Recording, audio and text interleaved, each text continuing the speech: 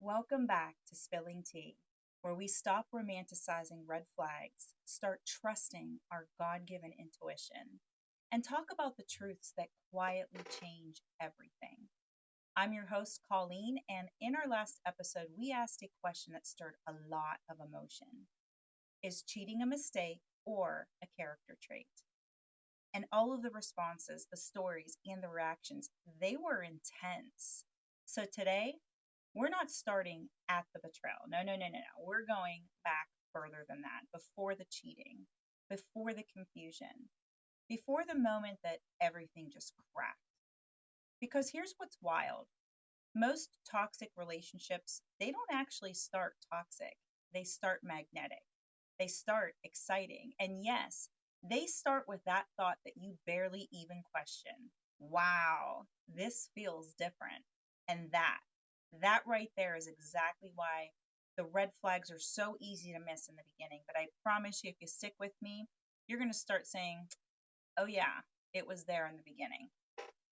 So I do want to pause here for just a moment, because to understand why this hit me the way that it did, I feel like you need a little bit of my backstory.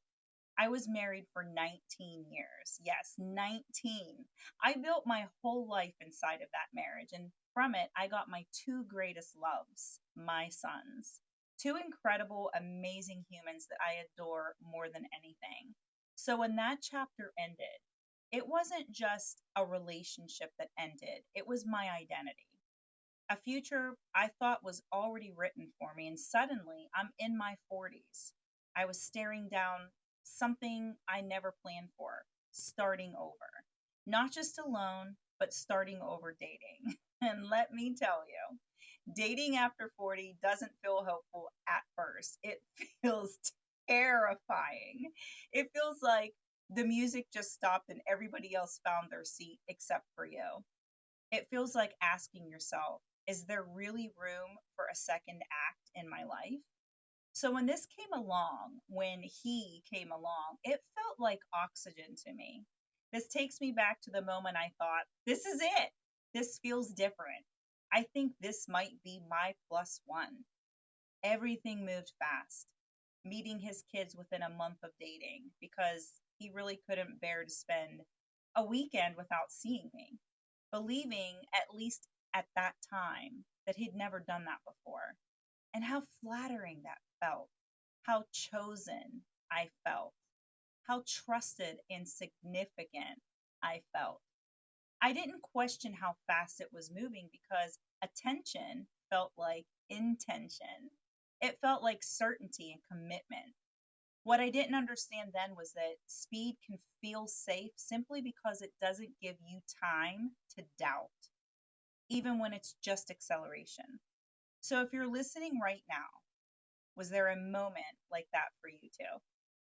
So today we're spilling the tea on the early red flags of narcissism, the ones that don't shout danger or come with a warning label. No, instead, they whisper charm, confidence, and chemistry. The subtle behaviors that we minimize, the moments that we excuse because, hey, nobody's perfect, except those flags were there all along. We're also going to unpack something that doesn't get talked about nearly enough, but it has real power over how we connect. It's called emotional hooking. I mentioned it briefly in episode one as a teaser, a bit of a hook, if you will, for this conversation today. That fast, intense pull that feels like connection, but is actually rooted in control. And before we wrap up, we're answering one of the most asked questions from last week. Why do people stay even after cheating? Let's get into it. Early narcissistic red flags rarely look like cruelty. They don't show up cold or abusive. They look like confidence and passion and interest. They come on strong, not gradually, not organically. The constant text messages, the laser focused attention, big declarations far too early, like, I've never felt this way before. And you think, wow, they know what they want. But intensity, isn't intimacy, it's acceleration. Narcissistic dynamics rush closeness because slow bonding creates discernment. And discernment is very dangerous when somebody's main goal is to control you. This takes me back to the beginning of the relationship that I was once in. He seemed completely enamored with me. His friends even joked about it, called him smitten. When we were out, he'd tune out the world, lock eyes with mine, and play with my hair. It was as if nothing else existed around us. And I was pulled in immediately because this rugged, wild man's man was focused solely on me. I was flooded with flowers in the beginning, swept away on spontaneous weekends. I felt chosen, and I felt that I had earned a spot in the center of his life. It was so intoxicating until I realized how fast everything moved. It left no space to even ask the question that I should have been asking all along. Let's talk about the audience effect because sometimes that intensity doesn't come alone. Sometimes there's an audience, there's friends, family, coworkers, the inner circle of people who, knowingly or not, help reinforce that image. Early on, the people that were the closest to him would say things like, I've never seen him like this before. And it sounded so sweet to me. It was so comforting, reassuring, and validating. It really felt like I was on to something with him. But looking back now, it felt like the story was being co signed, like the facade had backup. Because when everyone around someone supports that narrative, you don't just trust them, you trust the entire picture. And do you ever notice how the conversation always comes back to them? They talk a lot about themselves, a lot. At first, it feels like charisma, it feels like presence, maybe a little bit of storytelling. But pay attention to how often the conversation loops back to their experiences, their struggles, their brilliance, their exes who did them wrong.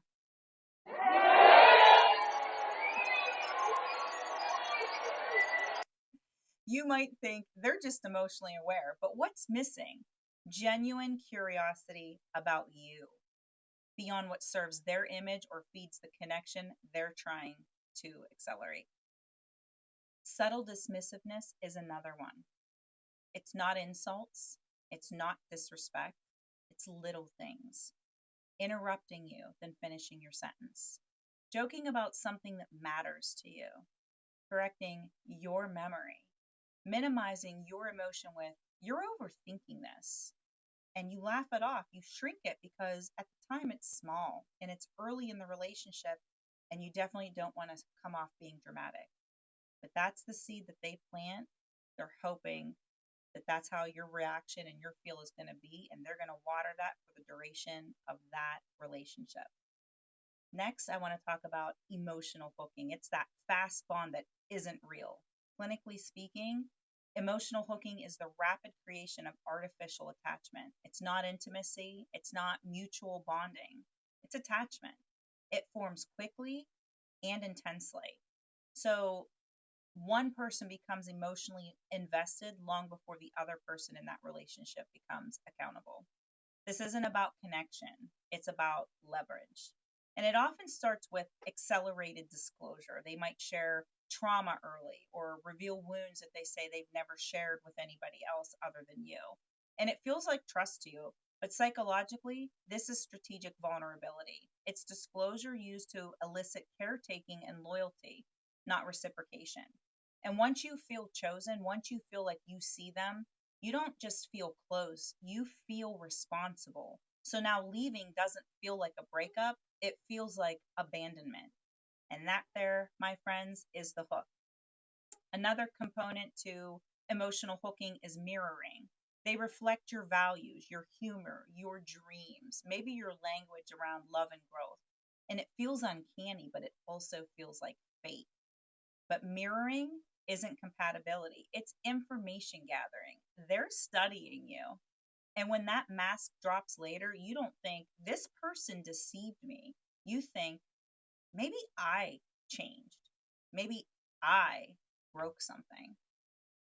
So, emotional hooking doesn't just stop at emotions. Sometimes it expands through caretaking roles. In my case, I became a caretaker for his dog. I was feeding the dog, walking the dog, bonding with them. That was real attachment. I didn't have a dog, so I wasn't aware how awesome that relationship can be. But over time, access to the dog became conditional. If I said something that he didn't like, or I set a boundary that he didn't approve of, or maybe I responded the wrong way or used the wrong tone of voice, the dog was withheld from me.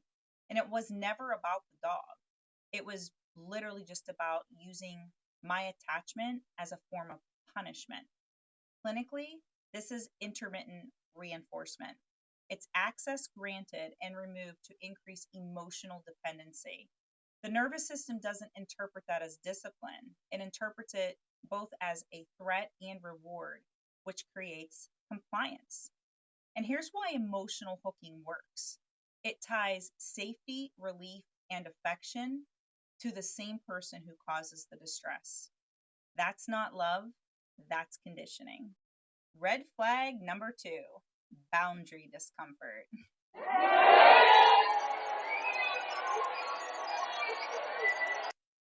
Boundary discomfort shows up quietly. You say no to something, you ask to slow some things down in the relationship. You say you need some space or time to think.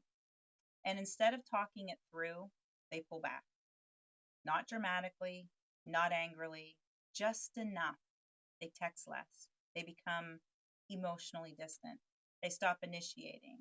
They don't argue and they don't complain. They just withdraw from you. And suddenly you feel uncomfortable. You start to feel guilty. And you feel like you did something wrong. So you start wondering if maybe you asked for too much. So what do? You break your own boundary. You reach out to that person. You soften your boundary and you reassure them. That's not coincidence. That's boundary testing. It's a way of learning whether access to you is negotiable and whether pulling away will make you give them more, which is what they ultimately want. And now we're at the juiciest part of this podcast. It's the red flags that we rationalize. And believe it or not, my friends, there are 7 red flags that we tend to rationalize early on. We don't miss the red flags because we're foolish. We miss them because we're empathetic. So give yourself some grace in that area. Empathy is a good thing. We tell ourselves things like they had a rough childhood or their past partners were the problem. It's not them. And the moment we believe that, something subtle shifts. We become more patient. We become more accommodating. We're less willing to ask for what we need because unconsciously we want to be different from the ones who came before us. We're more understanding and easier to be with. And without realizing it, we start shrinking our own needs just to prove that we're safe to love. We tell ourselves things like they're bad at communication or they'd never hurt me on purpose. So instead of naming discomfort, we soften it. And slowly, the red flags blur into explanations. So, red flag number 1: inconsistency. I'm going to give that a boo.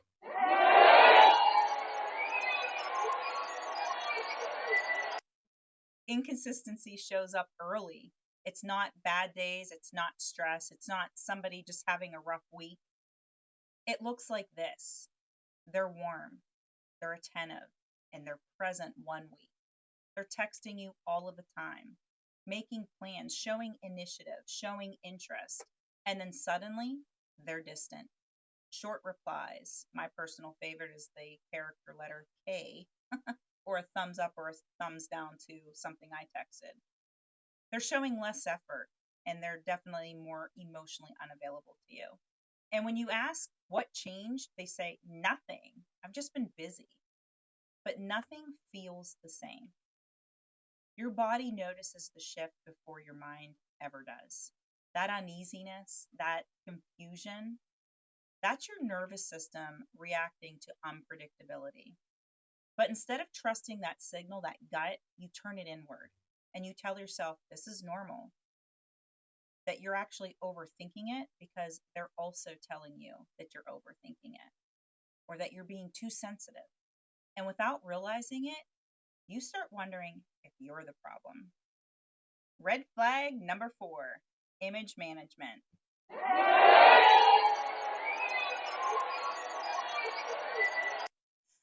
Publicly, they're charming. They might even be the life of the party. They're well liked. They're funny. They're always telling jokes, maybe buying everybody a round of shots at the bar. They seem engaging. And for the most part, people seem to gravitate toward them. They might even speak highly of them. But privately, something feels off. You feel unsure. You feel smaller, more careful about what you say or how you react to something. And when you feel uncomfortable, you start telling yourself, it's got to be me. Everybody else loves them. Here's what this can look like in real life. I have personal experience with this one. They flirt with other women right in front of you, not secretly, but very openly. Then, when you react, when it hurts or feels disrespectful, they brush it off and they say things like, it's not that serious. I'm just playing around, or you're just reading too much into this. Everybody knows that I'm joking.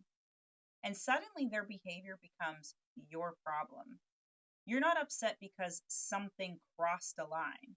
You're upset because you're too sensitive. And that's the red flag.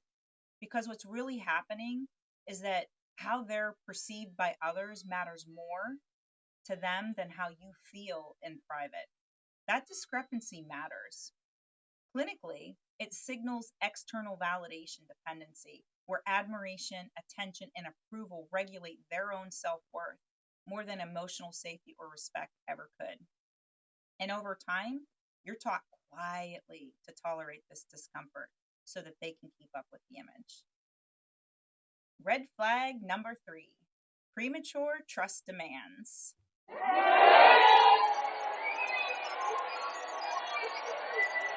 Can you tell I'm having fun with this soundboard? Premature trust demands shows up early and it's really easy to miss. They ask for loyalty before trust has even had time to grow in that relationship. They get uncomfortable when you ask them questions. They treat your need for clarity like it's a personal insult. It sounds like, if you really cared about me, you'd just believe me. Why are you even questioning this? You're making this harder than it needs to be. Sound familiar to you? I know it did to me. Here's what that looks like in real life. Let's say something doesn't quite add up. Their story changes, their availability is inconsistent, or your gut's just telling you to ask for reassurance. And when you do that, they don't explain with more clarity. Instead, they flip it back on you. They make your question feel like a character flaw, like you're the problem for needing clarity. And suddenly, instead of getting the answers that you were seeking, you're defending yourself for even asking. That's the red flag. Because healthy people earn trust over time, they don't demand it up front. So when somebody pushes for trust before there's consistency, it's often because trust is being used as a shortcut so that their behavior doesn't have to line up yet.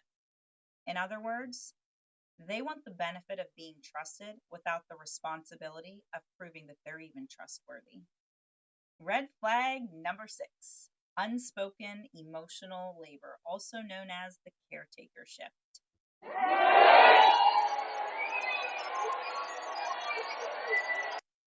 This one creeps in quietly like a snake.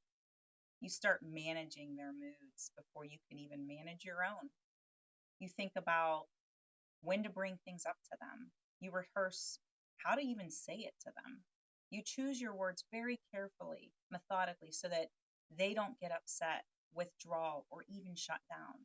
And here's what that looks like in real life. You don't bring something up today because they seem stressed. You wait until they're in a better mood. Then maybe tomorrow doesn't feel right either. And when you do finally say something and bring it to the table, you soften it, you minimize it, you downplay it. You add reassurance that I'm not mad or it's not that big of a deal. I just don't want this to turn into an argument. And little by little, you become responsible for keeping the peace in that relationship. And that's when the relationship actually shifts. One person gets to react freely, the other learns to regulate everything. Clinically, this is called a caretaker partner dynamic, where you're no longer relating as equals, but as the one managing emotions so that things don't fall apart. That's not intimacy, my friends. That is role distortion because connection shouldn't require you to monitor, manage, or minimize yourself just to keep the relationship calm. Red flag number 5, subtle invalidation, also known as reality rewriting.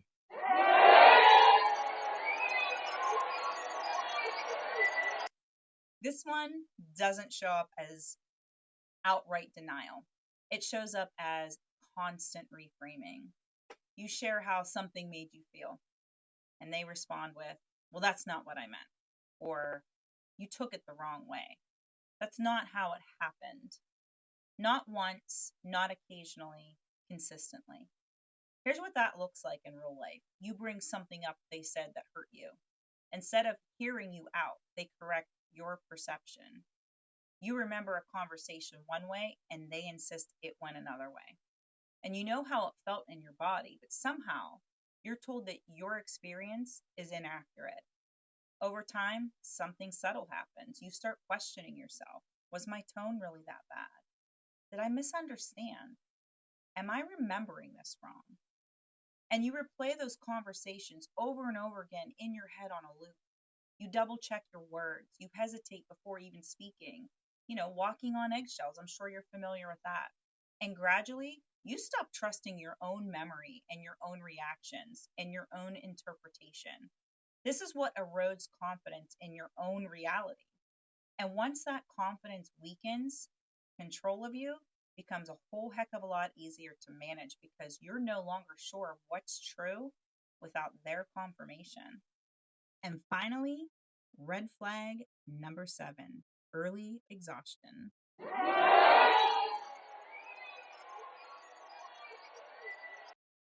And this one might be the most overlooked red flag of them all. It starts very early. You feel very tired in a relationship that really hasn't had the opportunity to even get started yet. Not because your life is busy and not because you're going through something hard, but because you're already working overtime. Here's what that can look like. You're constantly explaining yourself. You're adjusting how you act, maybe rephrasing things so that they land better. You replay conversations in your head over and over again, thinking, did I say that the right way? Maybe I should have handled that differently. And you're trying to be more patient, more understanding, more low maintenance. You're trying to just get it right. And it's confusing to you because early stages are supposed to feel exciting, curious, light, but instead they feel draining and heavy, like an albatross. That's not effort building connection. That's your nervous system picking up on instability before your mind fully catches up to it. Because when something is right, you don't have to work this hard just to feel okay. So let's anchor this clearly. Empathy isn't the problem. The absence of limits is. Because empathy without boundaries leads to self-abandonment. You don't want that for yourself. And when your body feels depleted before your heart feels safe, that's not love unfolding. That's the red flag asking to be named. So, with all of these red flags, why is it so hard for people to leave a relationship even after cheating? Cheating doesn't happen in a vacuum. In narcissistic dynamics, it's rarely the first betrayal. It's just the most visible one. It's probably the one that you physically were able to catch. Before the affair, there was already erosion. By the time cheating happens, the red flags that we've been talking about today, they've already done their dirty work. That's why cheating doesn't always feel like a clean rupture. It feels less like the end and more like another destabilizing moment in a relationship that's already trained you to tolerate confusion. People stay because of trauma bonding, I know that you've probably heard of that term before. Their stress hormones spike. Relief follows reconciliation. And the brain learns that loop: hurt, relief, hope, hurt again, relief, hope, hurt again. That's not weakness, that's dependency created through conditioning. People also stay because clarity has already been eroded. After prolonged inconsistency, boundary testing, and subtle invalidation, self-trust is fragile. And leaving doesn't just require emotional resolve, it requires nervous system withdrawal. That's why knowing you should leave and being able to actually leave often feel like two very different things. So, seeing clearly is the first exit. If you look back and you think, man, those signs were there all along, that doesn't mean that you failed. Please don't feel that. It just means that you were human. Clarity is power, and you don't need to diagnose anybody, even though we might want to and like to. Just listen to your body when you stop explaining somebody else away.